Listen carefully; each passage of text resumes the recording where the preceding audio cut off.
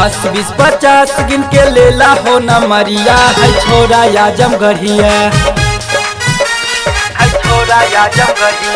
10 20 50 गिन के लेला हो न मरिया है छोरा आजम गढ़िया है छोरा आजम गढ़िया सरकारी तोर घघरिया है छोरा आजम गढ़िया सरकारी तोर घघरिया है छोरा आजम गढ़िया।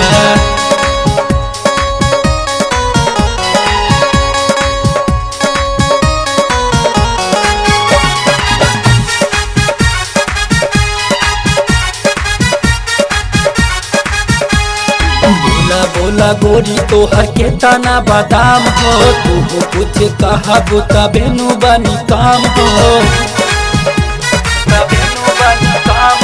बोला बोला गोरी तोहर के दाना बादाम हो तू हो कुछ कहा बुता बेनु बनी काम हो काहे सारा मालू तनी साटा ना पजरिया है छोरा आजम गढ़िया है छोरा आजम गढ़िया सरकारी तोर घघरिया है छोरा आजम गढ़िया सरकारी तोर घघरिया है छोरा आजम गढ़िया।